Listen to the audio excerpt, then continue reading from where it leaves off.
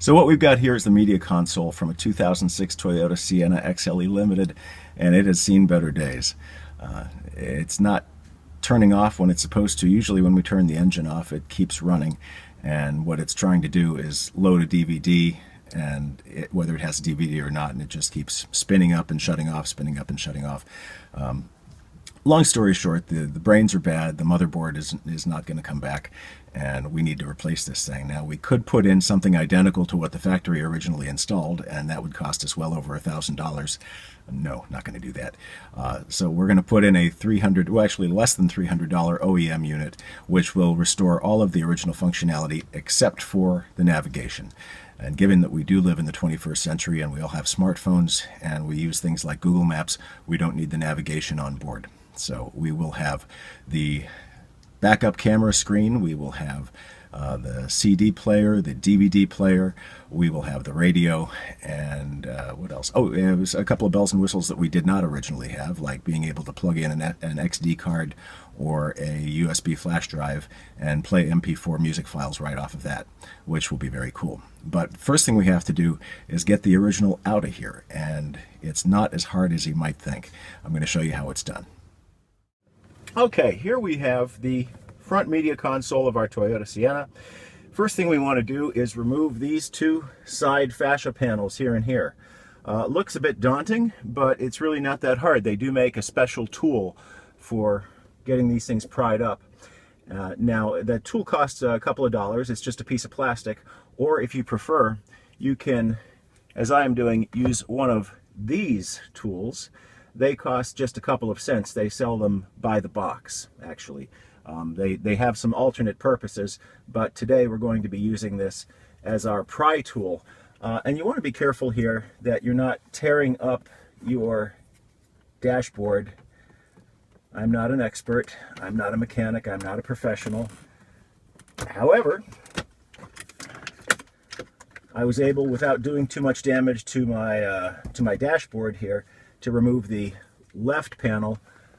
Now we'll go for the right one, and we just want to gently get in there and pry up a corner. And once we got the corner, then it's possible to get a finger in there, and it's kind of like the nose of a camel. Once it gets under the tent, you know that old adage, then once the nose of the camel is under the tent, then the entire camel is under the tent. And here we are. We have pried loose our left and right fascia, and we've exposed the cables that we want to leave alone. These have nothing to do with the media console. They are for the emergency flashers, the rear defogger, the door lights, the AC power in the rear, and the auxiliary jack.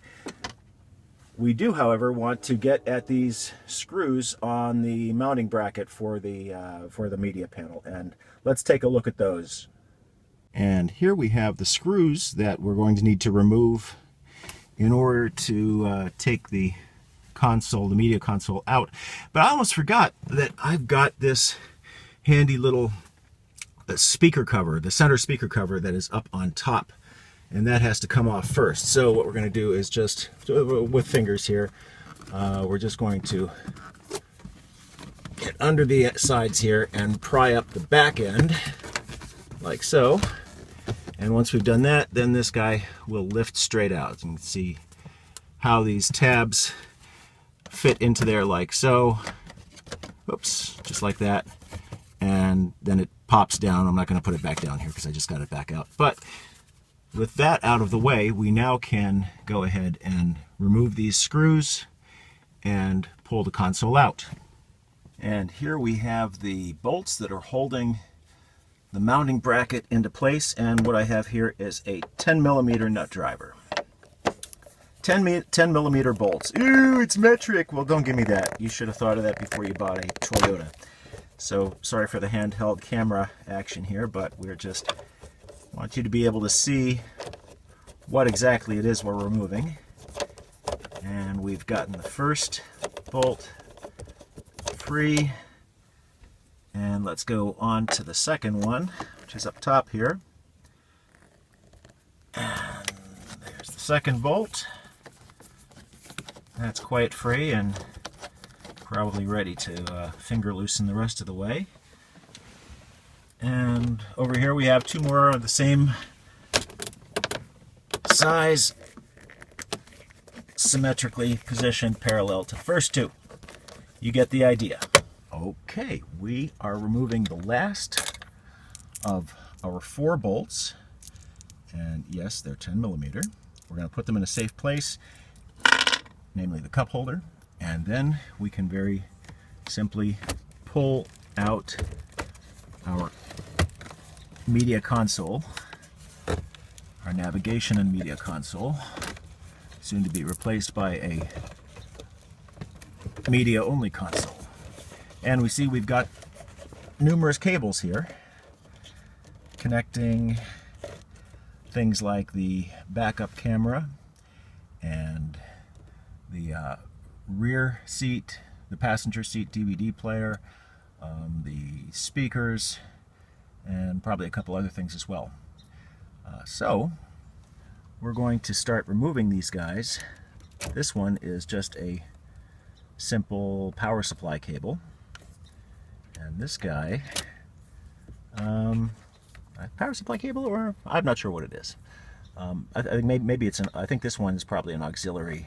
Probably comes from the auxiliary jack. So those are out of the way. This guy here,